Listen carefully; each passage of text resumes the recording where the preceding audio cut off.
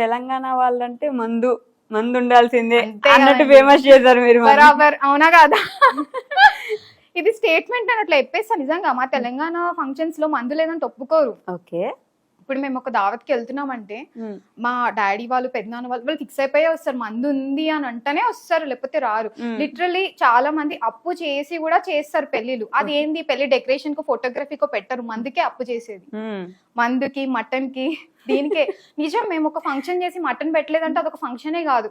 అన్ని పెట్టి అది ఒక సామెత ఉంటుంది చూడండి, అన్నేసి చూడు నన్నేసి చూడు అన్నట్టు. మీరు ఎన్ని వెరైటీస్ పెట్టినా నో వన్ కేర్స్. మటన్ ఉండాలి, మటన్ పెట్టారా లేదా అని చూస్తారు. 1000 వెరైటీస్ పెట్టండి, అసలు ఎవ్వడు పట్టించుకోడు. అదే మటన్ పెడితే అరే వాడు మటన్ పెట్టాడు రా, మేకన్ కోసాడు రా అంటారు. మీకు తెలుసా ఆంధ్రాలో అసలు పెళ్లిళ్ళకి నాన్ వెజ్ పెట్టారని? అంటే యాక్చువల్లీ మా తమ్ముడు పెళ్లి చేసుకున్నాడు రీసెంట్ గా, వాడు పెళ్ళైంది. సో ఆంధ్ర కోడల అనమాట. వాళ్ళ ఇంట్లో పద్ధతులు ఎట్లుంటాయి కొంచెం. ఒకవేళ మీరు ఆంధ్ర సైడ్ వెళ్ళుంటే పెళ్లి తర్వాత చేసేసినాం తెలుసా మేము. అయ్యయ్యో. జనరల్ గా మీరు సంక్రాంతికి వెజ్ చేసుకుంటారు కదా, వాళ్ళు మా కోసం నాన్ వెజ్ చేసేవాళ్ళు తెలుసా. వీళ్ళు తెలంగాణలో ఒప్పుకోరు అని చెప్పి మేము అనేవాళ్ళం, వద్దులే మీ పద్ధతులు మీరు మార్చొద్దు పర్లేదు అంటే కూడా లేదు లేదు మీరు వద్దన్నారు కదా అక్కడ వరకు చాలు. దానికి రెస్పెక్ట్ ఇచ్చేసి వాళ్ళు మీకు రెస్పెక్ట్ ఎవరికి వాళ్ళకి రెస్పెక్ట్ ఇవ్వాలండి. నేను అంటే మా తెలంగాణలో అయితే ఇట్లా ఇట్లా నడుస్తుంది, మందులు ఏంది ఒప్పుకోరు, మటన్ లేంది. నాకు ఇప్పుడు ఒక డౌట్ వచ్చింది.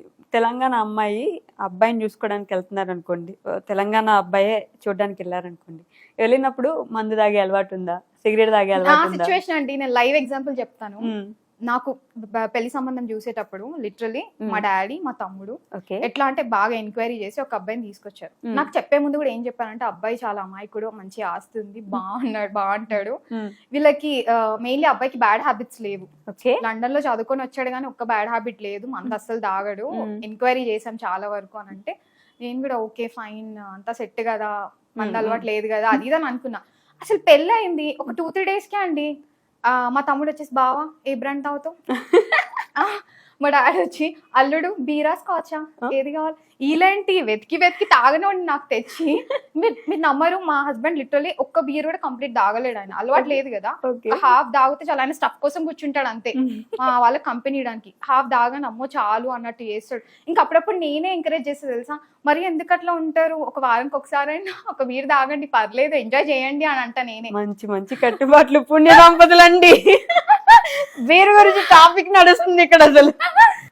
ఆయన లిటరలీ అసలు నువ్వేంటి అందరు తిడతారు పిల్లలు, నువ్వు నన్ను ఎంకరేజ్ చేస్తావేంటి అంటే, పర్లేదండి మీ గురించి నాకు తెలుసు, మీరు లిమిట్స్ లో ఉంటారు, ఒక్క బీర్ తాగడంలో తప్పులేదు, ఎంత స్ట్రెస్ ఫేస్ చేస్తారు 1 week అంతా, ఒక్కరోజు కూడా చిల్లవకపోతే ఎట్లా అని నేనే చెప్పేదాన్ని. చూడండి, వెతుక్కొని మందు తాగిన అబ్బాయి అని తెచ్చుకొని స్కాచ్ తాగుతారా బీర్ తాగుతారా అని అడిగి పెడుతున్నారు మీరు. ఫ్యామిలీ తర్వాత ఇంకా మా తమ్ముడు మా డాడీ ఆయన కంప్లీట్ మార్చేశారనమాట. ఇప్పుడు హాఫ్ బీర్ దగ్గర ఉన్న మంచి 2 beers దగ్గరకు వచ్చాడు.